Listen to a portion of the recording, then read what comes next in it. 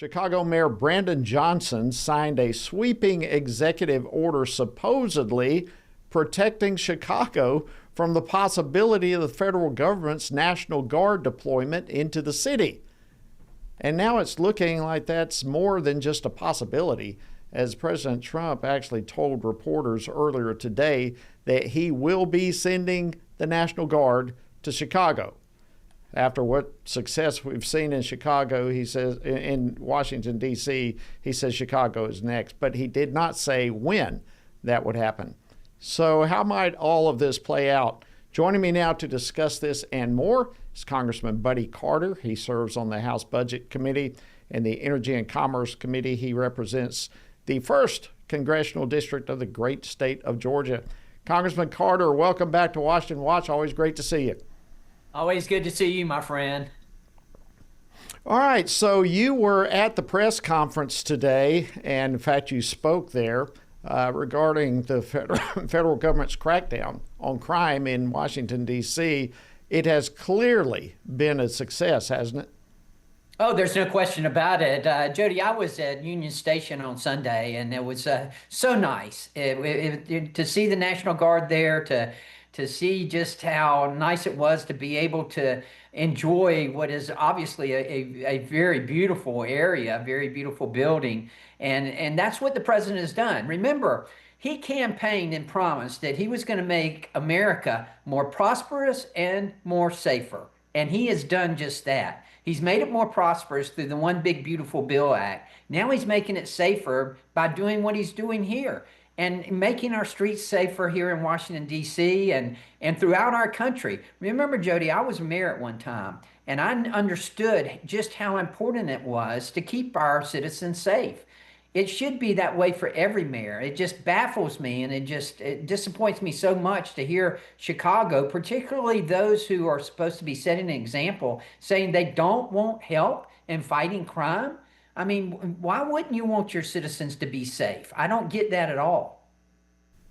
Yeah, I don't get it either. It's just absolutely stunning to me. In fact, they have the attitude that instead of protecting their citizens from crime, they're going to protect their citizens from law enforcement who are there to prevent crime. Like you said, it's just stunning to me. So what do you think, though, about the president moving from Washington, D.C., where clearly he does have constitutional authority to intervene in what happens in Washington, D.C., but there are some question marks, are there not, to go into other cities, be it Chicago or New York or wherever else? You're right, but I applaud the president for what he's doing. The president is taking charge here. He campaigned and he promised he was going to make America safer. He was going to make it more prosperous, and he's doing just that. And you know, people ask me, and the Democrats want to make this out to be that he's picking on them. If you'll remember the bank robber, Willie Sutton, they asked him one time, why do you rob banks? And his answer was, because that's where they keep the money. Well, why are you picking these cities? Because that's where the problem is. It's in Chicago. It's in Baltimore. It's because of ineffective and weak leadership, Democratic leadership, that we're seeing these crime-ridden cities. Look at what he's done in Washington, D.C. We had a serious problem in Washington, D.C.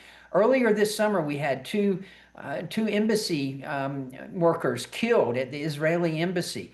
Earlier this year, we had an intern here from Capitol Hill who was shot and killed. We had a member of the administration who was mugged and brutally beaten. We needed him to interact or to get into and bring that stability here, and he did just that. And I'm proud of the president for doing that. I feel safer now in Washington, D.C. And people in Chicago, people in Baltimore, they deserve to have safe streets. They deserve to be able to go out to dinner with their family without worrying about crime. Yeah, I agree, and it feels so good walking about and seeing the National Guard. And I have yet to speak with anyone, Uber drivers or whomever, that were offended by the fact that they are safer. If I can switch gears, in spite of the fact, and I'm going to have to run on from that topic, but I'm sure you saw Judge Charles Breyer in California have said that the president violated the law by going to California to prevent crime. So I think we're still going to see more of this come up, Congressman Carter. But if I can, let me slip by you. What do you make about the Democrats' resistance to all of this? Do you see that with your colleagues in the House, the Democrats, that they are indeed resistant to prevention of crime?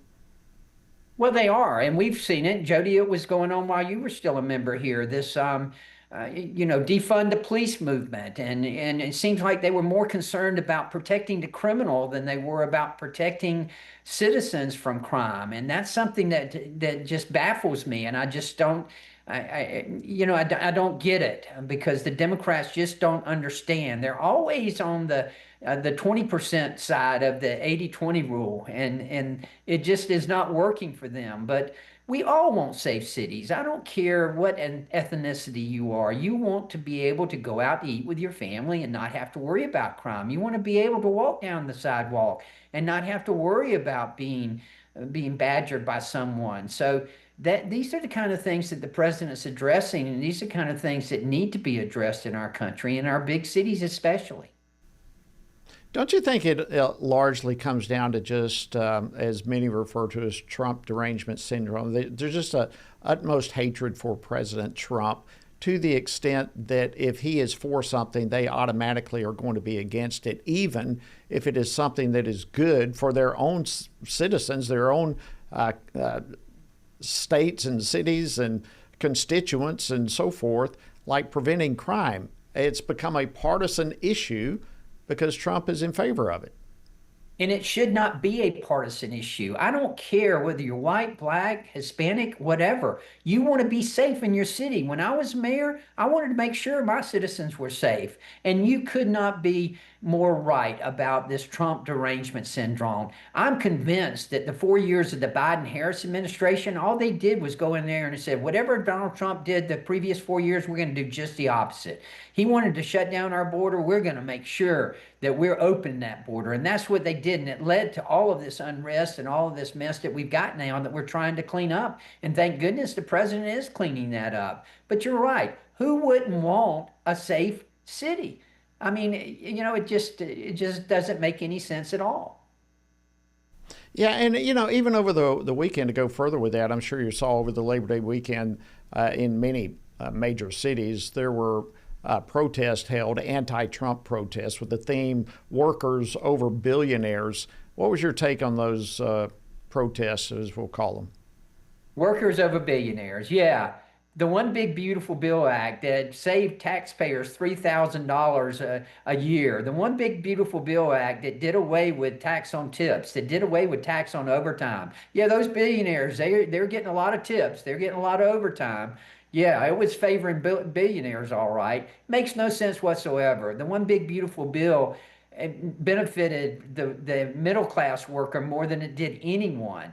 And to say that just because the president has been very successful and he's done well in business and he is a billionaire, I think is, again, what you pointed out earlier, just part of the Trump derangement syndrome. We've only got real quickly 30 seconds or so, but Congress is back in session. What do you think are going to be the main topics that you try to tackle in the next couple Well, of we've weeks? got to do something about the budget, as you know. Our budget year runs out September the 30th, so we've got to address that. We've got a appropriations bill on the floor tomorrow that I hope will get passed. But if the Democrats do not cooperate, and if they continue to throw obstacles in this and the government shuts down, this will be the Schumer shutdown. There's no question about that. Yes, it will. Thank you, Congressman Buddy Carter of Georgia. Always great to see you. Go get them. You got a lot on your plate. Thank you, my friend.